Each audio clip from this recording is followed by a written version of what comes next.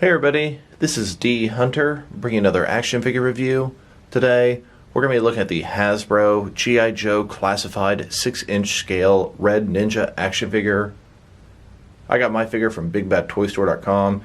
Ended up my pile of loot. I got it with several other figures. This is a Cobra Ninja Army Builder. So let's go ahead and look at the packaging here. You can see at the top, ages 4 plus, got a little warning, G.I. Joe Classified Red Ninja by Hasbro. And then here he is in the package. He has a ton of ninja weapons, which is really cool. Here he is at the front. One side we've got some Cobra insignia. I believe you can look at Hasbro's website to find out what those mean. This is going to be the 8th figure of the line. At the top you can see the Cobra logo. And here he is on the other side.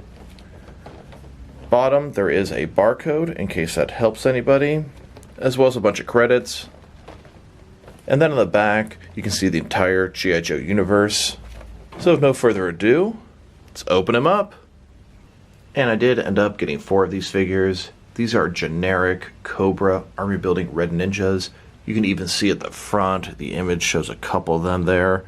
Now, after the debacle of the Target Cobra Trooper, I was happy to successfully get at least one of my Cobras Army built. Alright, now that we got this figure out of the package, here he is with all of his accessories laid out. And let's take a closer look. And here he is with his accessories laid out a little bit closer. Looks like he comes with a backpack to stow away some weapons, 2 swords, 2 sais, 2 axes, and 2 scythe-like items. But before we look at the accessories, let's check out the actual figure. So here he is, Cobra's Red Ninja, looking pretty nice. Got the red headdress on, headband with the Cobra logo on the front. His mask, sort of where the teeth are, looks a little bit like a skull, looks pretty good. Red cheeks, looks like he's going to have all the articulation we're used to with the G.I. Joe line. Double jointed elbows, double jointed knees, drop down hips, butterfly joints, whole 9 yards. Got some soft shoulder pads as material here. Looks like it's not going to obstruct the articulation. Got some ninja stars attached. Overall, looking pretty good. Good ninja, good army builder, good Cobra. And here are all 4 of these Red Ninjas with all their accessories laid out. And now let's take a look at his accessories. And one complaint about his accessories, and this goes for almost the entire G.I. Joe line, the accessories seem kind of basic, kind of cheap. These are all casted in one solid color. The sculpt is there, but the fact they're all black, the handles, the blades, kind of takes away from the overall look of the accessory. So let's look at his backpack first. Here's his backpack. It's red. It's going to match his suit. It's pretty basic. It does have a peg on it to fit into the peg hole in the figure's back. And it looks like it should be able to hold 3 different weapons. Here he is wearing his backpack. Can't really tell from the front, but spin him around. There it is. So he comes with 2 swords. One of them is longer than the other. They both have some nice sculpting detail on the handle, but the fact that they're completely painted in black loses some of that detail. Here he is holding his long sword. It's got a huge handle, which can easily accommodate being held by 2 hands. His longer sword can be stowed away in the middle compartment of his backpack. And here he is holding his other sword. Both swords can be held with either 1 hand or 2. And his second sword can get stowed away onto his belt like so. And here his sais. Once again, the handle has nice sculpting detail on it. I would have much preferred all of his weapons to have black handles and silver blades. But what can you do? And here he is, coming at you with both sais in hand.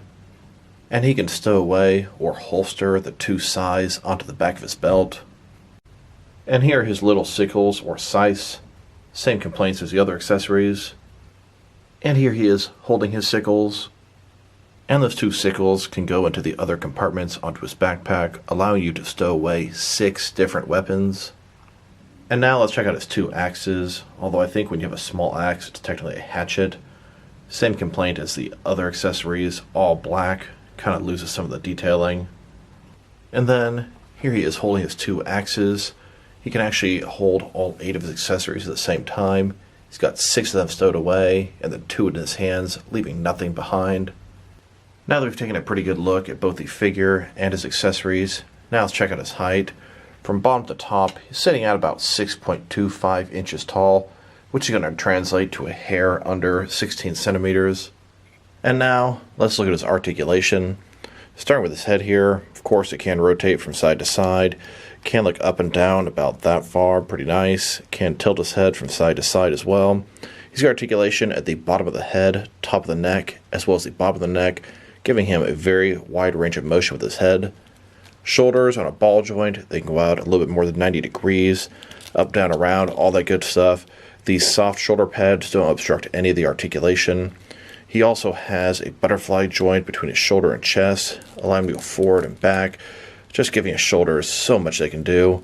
He's got a bicep cut below that, double jointed elbows below that. His wrist can rotate, and it's going to be hinged as well. He's got an ab crunch in his torso here. He's got a ball joint where his waist swivel would be, allow him to rotate around and go forward and back a ton there. Legs on ball joints, they can go completely to the splits. Go forward that far, back a little bit. He does have drop down hips and go up, then go down. He's got a thigh cut below that. Double jointed knees below that. He's got a boot cut. And then his feet here, they can go up, they can go down, and they can rotate, rock a ton. Here are all four of these red ninjas holding their longer swords the same way, almost ceremoniously. Here are all four of these red ninjas wielding different weapons. One has a hatchet, one has a swords, one has a sais, and one has a sickles. Here are these four red ninjas engaged in combat with Snake Eyes, as they interrupted him sneaking into the Cobra base. Next, let's check them out compared with some of their action figures, starting off with some other G.I. Joe figures. Now this isn't the first army builder that Hasbro's made for their Cobra team. They released these Cobra troopers from the Target exclusive Cobra Island wave, and I was very happy to have acquired a second one. They are re-releasing these guys with a little bit less accessories in the main line, so if you want the Cobra Troopers, they will be available very soon. Here they are, next to all the Cobra figures that I have so far. I can't wait to add Storm Shadow to the team to lead these red ninjas. Unfortunately, I was unsuccessful at getting the two variant versions of Cobra Commander from the Hasbro Pulse website. If anybody knows a way I might be able to obtain them, please drop me a line in the comments below. I also really like using this Mattel DC Universe Classics Copperhead as Serpentor. I think he works great for that purpose. And here he is, next to all the Joe figures that I have. And now, let's check them out, compared with some other ninja action figures. I love army building ninja armies for numerous purposes. This Cobra guy could be used for G.I. Joe Cobra army building. He could be a generic ninja in many different action figure scenarios. And more importantly, they can work for my League of Shadows for Ra's al Ghul. Here he is, next to some Hasbro Marvel Legends Ronin figures. Here he is, next to some Mafex Ra's al Ghul figures from Batman Begins. These guys make my League of Shadows for Ra's al Ghul. And here they are, next to some NECA foot soldiers from the Teenage Mutant Ninja Turtles film. Here he is, next to a whole bunch of DC Direct and DC Collectibles Dark Archer or Malcolm Merlin figures. It turns out Malcolm Merlin was a member of the League of Shadows in the TV show Arrow, and pretty much all the assassins in League of Shadows wore the same costume, so it's worked out great for my League of Shadows or League of Assassins army building purposes. Next, let's check him out compared with some action figures from different various companies, to see how he fits in both scale and style-wise, in case you want to know which lines you can mix him with. Here he is with some of his Hasbro brothers. Here in front of you are four different action figures from the Hasbro Marvel Legends line. Then, here he is next to some Jazzwares Fortnite figures. And here he is next to some SH Figure Arts action figures.